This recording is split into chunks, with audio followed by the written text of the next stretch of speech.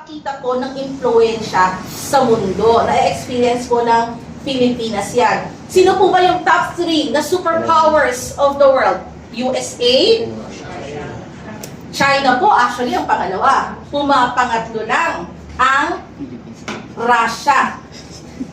Sinundan po yan. Actually, yung top 10 po, sinundan yan ng Germany, United Kingdom, and then South Korea, France, Japan, Kingdom of Saudi Arabia, and the United Arab Emirates. Pero alam niyo po, itong mga superpowers of the world na yan, yung kanilang mga leaders, heavily guarded, no?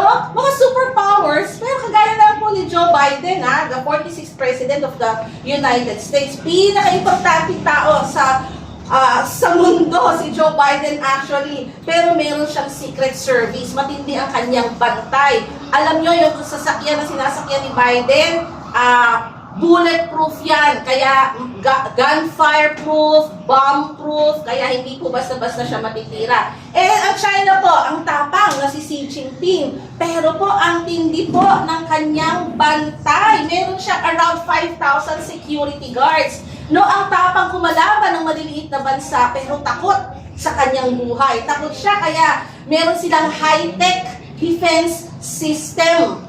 Meron po silang ganon, high-tech po ang kanilang mga komunikasyon. Kasi kailangan nilang bantayan si Xi Jinping. Ang Russia po, si Vladimir Putin. Grabe, over 3,000 bodyguards po ang nakapaligid sa kanila. So nakita mo, superpowers of the world. And yet, takot ang mga leaders nila sa kanilang mga buhay. Kaya kailangan nila ng libo-libong bantay. Kailangan nila ng mga sasakyan na hindi tatablan ng bala at bomba. Pero ang mga Kristiyano, anong meron tayo? Our God is the ruler and commander of all. Amen? Ang ating Panginoong sinasamba ang pinuno ng lahat. At ang kanyang pong utos ay it far exceeds, ang commands po niya, far exceeds po sa sino mang tao na pinuno ng militar at pinuno ng gobyerno. Yan ang ating Panginoon. Sabi po ng Amos 4:13, next slide po. For behold, He who forms the mountains and creates the wind and declares to man what is his thought, who makes the morning darkness and treads on the heights of the earth, the Lord, the God of hosts is His name. Yan po ang sinabi sa Amos. Narito, siyang nag-aanyo daw po ng mga bundok at lumilikha ng hangin, nagpapahayag sa tao kung ano ang nasa kanyang kaisipan. Siya po na nagpapadilim ng umaga at yumayapak sa matataas na dako ng lupa. Siya po ang ating Panginoon, Diyos ng mga hukbo ang kanyang pangalan. Ano po yung first lesson natin ng first week natin ng the name? Hindi po ba Jehovah Elohim? Jehovah Elohim, the Almighty Creator. Now today, Jehovah Elohim, the Almighty Creator, is carrying out His power as Jehovah Sabaoth, the all-powerful master and ruler over all that He has created. Ang ating Panginoon, all-powerful and all-authority God, whose name is called Jehovah Sabaoth, the Lord of hosts. Sabaoth po, pwedeng ang pagkakabigas po ay Sabaoth, hindi Sabaoth, Sabaoth, or Sabaoth, or Sebaoth. So, ang ibig pong sabihin nito, doon na lang po sa pinaka-komportable ako, which is Sabaoth. Ang ibig pong sabihin ng Sabaoth is, Hebrew word po ang Sabaoth, ang ibig pong sabihin is host or multitude. Ibig sabihin po, great or large number of people or creatures or things. Ibig sabihin, napakalaking bilang. In addition po to its meaning, meron din pong, pwede rin pong military term ang Sabaoth. Ang sabi po, it refers to a group of fighting men or an army. Yan po ang Sabaoth. Jehovah Sabaoth po is described as ruling and commanding human armies. No? Ito po ang pagkakasalarawan kay Jehovah Sabaoth. Siya rin po ang namumuno sa human armies. In 1 Samuel 17:45, ang sabi po, then David said to the Philistine, ito po yung nakatapat niya si Goliath, you come to me with a sword, with a spear, and with a javelin. But I come to you in the name of the Lord of hosts, the God of armies of Israel, whom you have defiled. Sabi ni David. Ano po sinasabi ni David dito? Na ang Diyos ang tagapamahala sa lahat ng puwersa sa langit man o sa lupa. In Isaiah's prophecy po against Babylon, ang sabi po niya, in Isaiah 13:4, hear the noise on the mountains. Listen as the vast armies march. It is the noise and shouting of many nations. The Lord of heaven's armies has called this army together. Ang sinasabi po ni Isaiah dito, ibubuhos ng Diyos ang galit niya sa Babylon.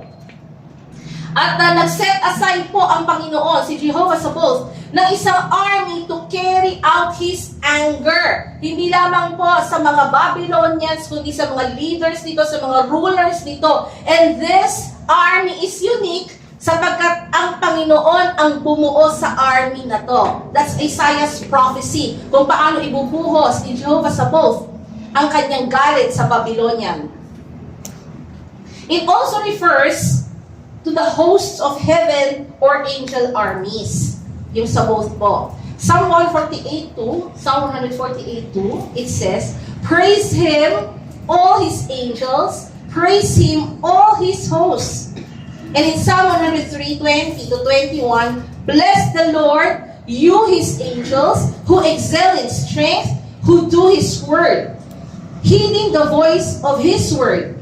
Bless the Lord, all you His hosts, you ministers of His, who do His pleasure. Yeah, so Jehovah Sabaoth refers po to the host of heaven or angel armies. Ibig sabihin, si Jehovah Sabaoth po, our God, is the commander of angels, the commander of heaven's hosts. Ito po ang, alam niyo si Joshua po, bago po nila tuluyang makonquer ang promised land, which is Canaan, in Joshua 5:13-15, Jehovah Sabaoth appeared to Joshua. Sabi po doon, when Joshua was by Jericho, he lifted up his eyes.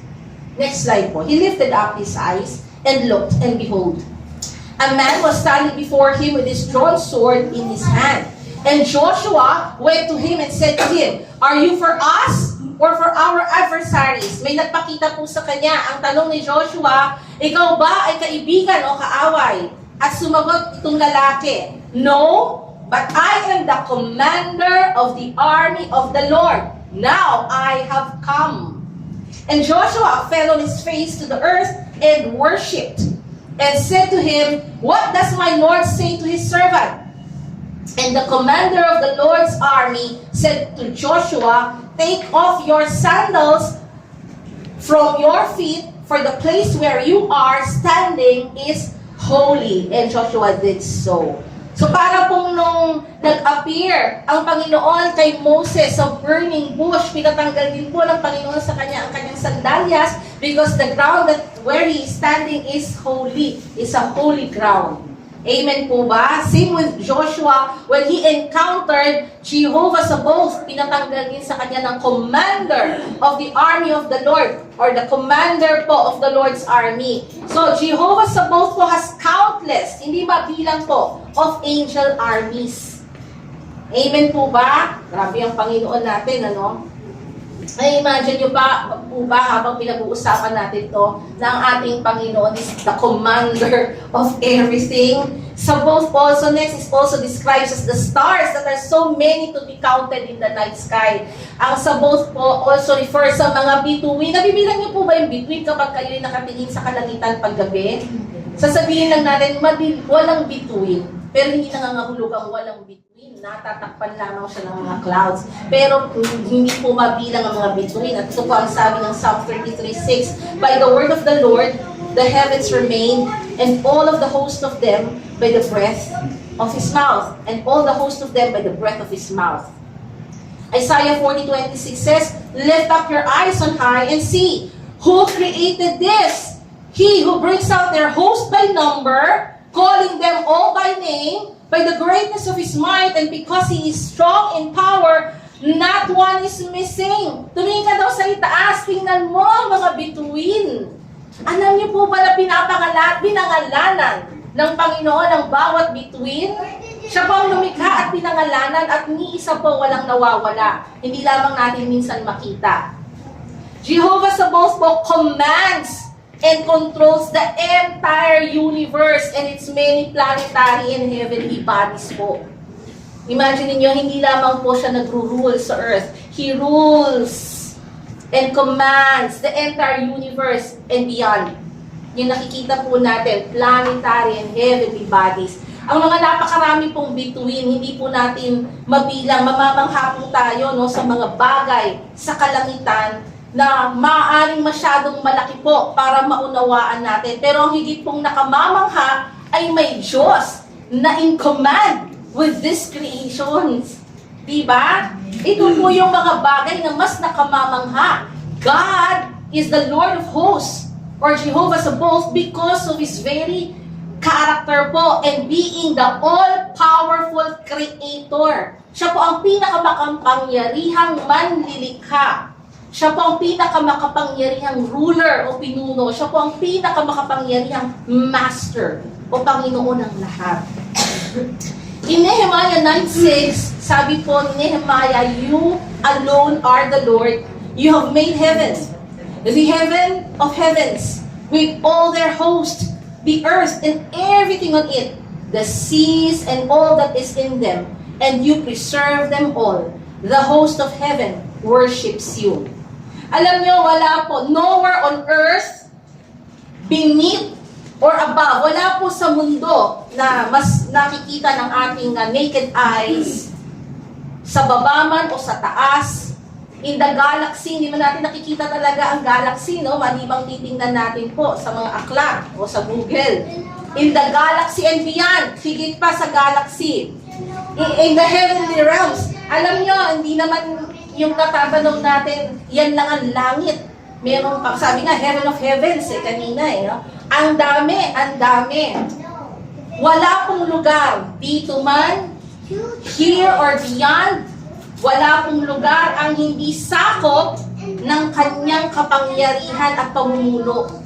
Walang lugar po ang hindi nasasakop ng rule ng Panginoon from infinity and beyond. Diba? Sabi ng Carl, sino ba sabi ng from infinity and beyond? Buzz Lightyear. Si Buzz Lightyear. Diba? Pero sa Panginoon yun, from infinity and beyond, He rules ngayon at magpakailanman. God rules. Amen? Amen? Alam niyo po ba, sa 1 Samuel 1, ang first time nabanggit ang Jehovah Sabaoth. Ito po ay story ng isang childless woman na nagngangalang Hannah. Very popular yung Hannah. Last Friday, Hannah rin. Ano? Dito may Hannah. Ngayon may Hannah na naman. Napakaganda kasing pangalan ng Hannah. Si Hannah po ay asawa ni Elkanah. Pero dalawa po silang asawa. Mababasa po natin yan sa chapter 1 ng 1 Samuel. Kwento ko lang po briefly. Si Elkanah po lalaki, may dalawang asawa, si Hannah at si Penina. Si Penina po may anak kay Elkanah, pero si Hannah po walang anak. Kaya ito po si Hannah, heartbroken, umiiyak po siya. Kasi ito naman si Penina bully, inaasar po. Itong si Hannah na walang anak. Pinoprovoke niya lagi. So, ang nangyari in chapter 1 verse 11, nanalangin po si Hannah sa Panginoon. Sabi po niya sa verse 11, and she vowed a vow. And said, grabe no, she vowed a vow. Ano ba ang Tagalog nito? Siya'y nangako ng pangako. She vowed a vow. And said, O Lord of hosts, if you will indeed look on the affliction of your servant and remember me and not forget your servant, but will give to your servant a son, then I will give him to the Lord all the days of his life, and no razor shall touch his head. Ang naging anak po niya, So verse 20, makikita natin, in due time, Hannah conceived at pinangalanan po niyang Samuel. Yung no razor shall touch his head, ibig sabihin po hindi niya pagugupitan. Nazirite po. And she called his name Samuel, for she said, I have asked for him from the Lord. Kasi hiningi ko siya sa Panginoon, papangalanan ko siyang Samuel. Dito po una nating mababasa yung pangalan ng Panginoon as the Lord of Hosts, or in Hebrew, Jehovah Sabaoth. Ang kwento po ni Hannah ay nagsasabi sa atin na bagamat po ang Diyos natin ay tunay na Panginoon ng lahat, hindi lang ng karamihan dito sa lupa at sa langit, siya rin po ay Panginoon ng bawat isa. Individually, Hindi yung bawat isa, sa'yo. Period. Diyos siya, Diyos mo siya. He is a personal God, an individual God. At kapag lumapit sa Kanya isang pagod at nangangailangan ng tulong at pagpapala, tumutugon siya. Just imagine the ruler of the world, the master of the world, may isang childless Hannah ng humingi. Sino mag-iisip na yung ruler of the world, mapapansin mo kaya yung panalangin ko? Pero ito pong istorya ni Hannah nagpapakita sa atin na individual God ang Panginoon. He is a personal God and He is so concerned about every need that we have. Kaya kapag pagod ka, you can come to Him surely, like Hannah. He listens. He answers. Jehovah Sabaoth is our master, mighty ruler of everything, yet He is Lord of each one. Meaning, hindi lang personal, attentive pa. Attentive. The Lord of every area, He is our Lord sa every aspect ng buhay natin, every situation, every circumstance, every issue. Jehovah Sabaoth is your Lord. Attentive and personal. Amen? Amen? Kaya nga po, sa yung pinakamadilim na oras, if you are suffering from something, you are going through challenges, difficulties, sa yung pinakamadilim na oras po, at sa Kanya ka tumawag, naririnig ka niya, at aaliwin ka niya, na para bang ikaw lang ang tao sa mundo. That's how personal God is. Hindi siya busy sa pakikinig sa lahat. Mamaya na kita pakikinggan, busy pa ako Jehovah Sabaoth is a personal, attentive God. Aaliwin ka niya na parang ikaw lang ang tao sa mundo. Parang panalangin mo lang ang pinaka-importante na naririnig niya. Diba? Napaka-special ng panalangin mo kasi, especially when you think about it, na Lord, hindi naman talaga lingid sa'yo yung aking pinapanalangin kasi walang maliit o malaking panalangin na hindi niya papansinin.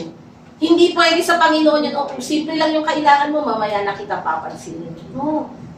Pag nananalangin tayo, parang ikaw lang ang tao sa mundo, pinakikinggan ka niya. Whatever your need is, the Bible assures us that we can cast our cares upon Him because He cares for us. Di ba yan po ang sabi ng 1 Peter 5:7? He cares for us. He cares for us. As the Lord of hosts, God is also the all-powerful ruler over the entire universe. Sinabi ko na kanina yan. He gives life to everything. Siya pinagmumula ng buhay ng lahat. And hindi lamang sa earth, even in the multitudes of heaven.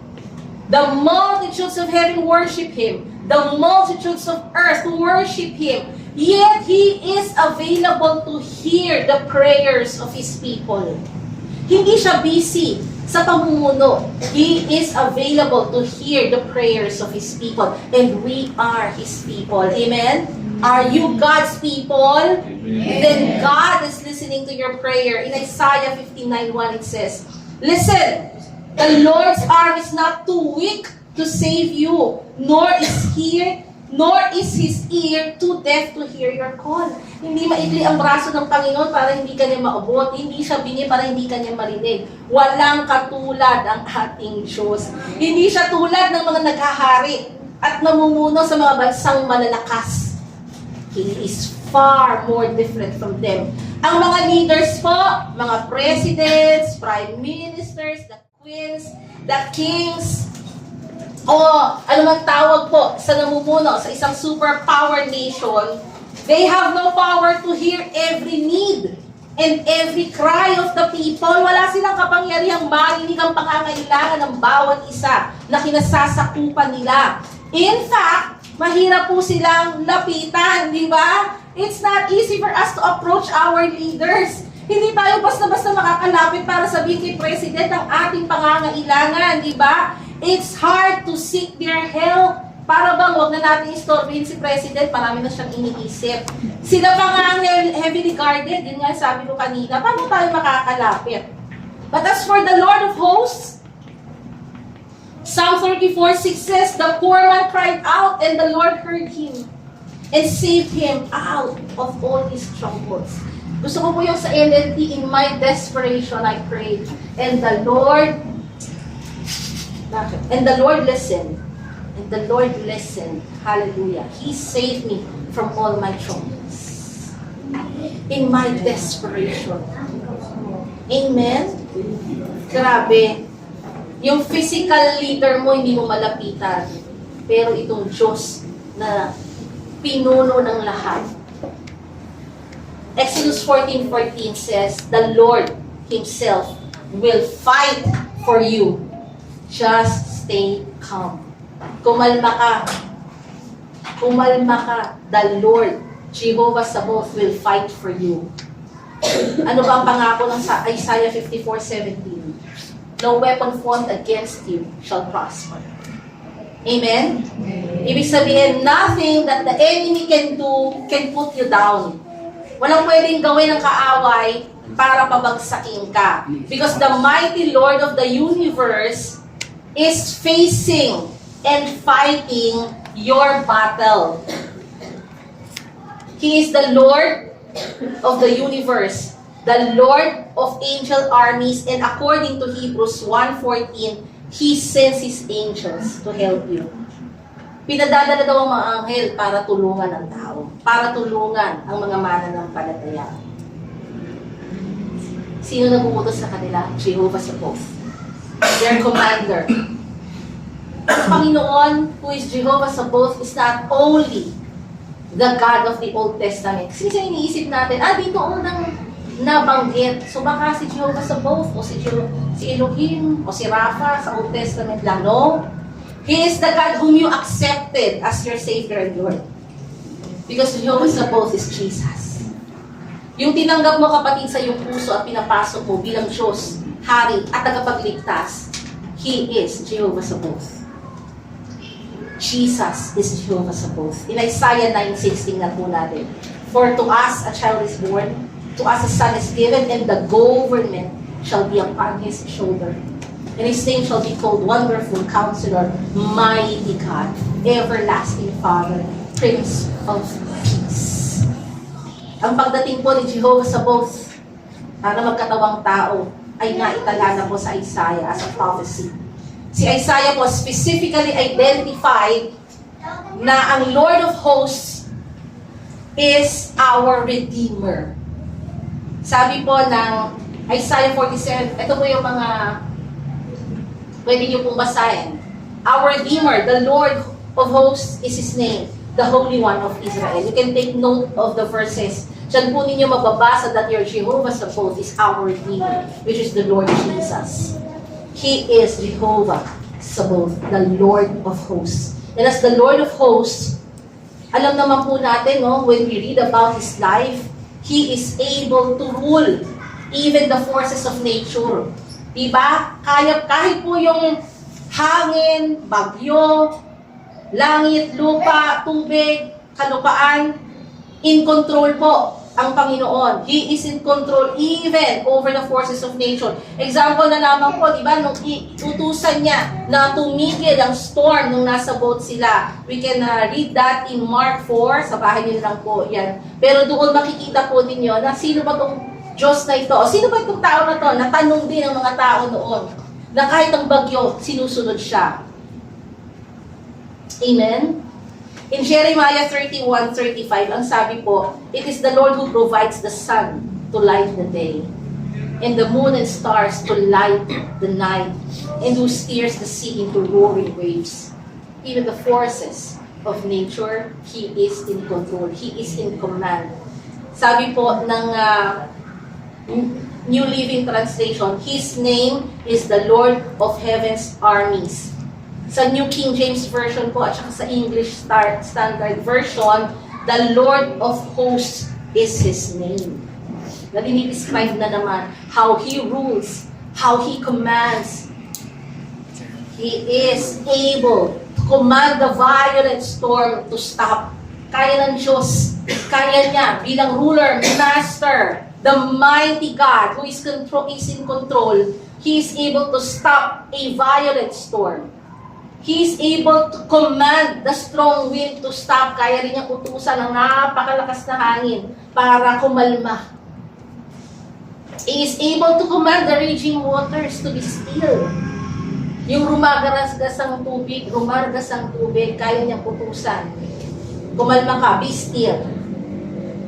And He is able to command His angels, di ba, to watch over you, to help you, to rescue you, to deliver you. Yung patutuan ni Pastora Hana, nung nakwento mo sa sasakyan na nawalan ng brake, na-experience din po namin yan many years ago. Hindi lang kotse, kundi jeep na bukas. From Batasan na pababa. Binangonan pa po kami uuwi. Pero yung supposedly busy streets na maraming stoplight, walang ni isa man doon ang nag-red, walang ni isa man doon ang tumawid sa mga intersections. Pinauwi po kami from Batasan to Binangonan ng dire-diretso. At doon na lang po dahan-dahang ibinangga sa puno ng asawa ko yung jeep. Hindi yung binangga kasi in control pa rin naman. Pero, what happened there?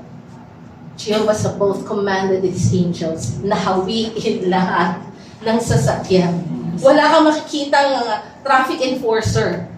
Wala kang makikita, pero you know that it is supernatural because you know that Jehovah Sabaoth commanded the angels, go to my children, rescue them, help them, deliver them. Amen? Grabe. He is able to command the demons to live and be where they belong. Gusto ko kapag pinapatutuon ni Ate Wena kung paano siya nagpapalayas ng demonyo. Because she is practicing her authority na binigay ng Panginoon. It is Jehovah Sabaoth who is command even to these demons. Na lumayas kayo. He is able to command your sickness to go out. Get out from that body. Be healed. Because He rules over you. He rules over you. If Jehovah Sabaoth can do all this, He can also command the spiritual, the emotional, and physical storm of our lives. Because He is in full control. Di ba ginawa na natin siyang ruler of our lives? The king of our lives? So kung kaya niyang i-command ang lahat ng ito, bakit hindi ang pinagdadaanan mo ngayon? He is able to command that spiritual difficulty, that emotional difficulty, that physical difficulty that you have right now. Because Jesus has already won the battle, na ipanalo na naman ng Panginoon ito eh. He is already victorious. Maging sa epekto ng kasalanan sa buhay natin, napagtagumpayan na ng Panginoon. Hindi lamang yung kasalanan ang napagtagumpayan niya, pati ang epekto nito sa buhay natin. In Philippians 2:9-11 it says, "Therefore God also has highly exalted Him and given Him the name which is above every name." Si Jesus ang pinagtutungkulan dito. That at the name of Jesus, every knee should bow, of those in heaven, and of those on earth, and of those under the earth, and that every tongue should confess that Jesus Christ is Lord, to the glory of God the Father. It's amazing that we are worshiping Jehovah Sabaoth. The name of Jesus is above every name. Truly po, Jesus is all-powerful, all-loving, Lord of hosts. And Jesus po is our Lord. Amen? Amen. He is your Lord. Amen? Jesus is our Jehovah Sabaoth. And nothing and no one is like our God. Kanina po, nakita natin yung tatlong bagay na nagdi-describe po o naglalarawan sa mga superpower nations. Next slide po. Ito po ang ating sinasambang Diyos. Power capabilities ba ang pinag-uusapan sa superpower nation? Jehovah Sabaoth is the true source.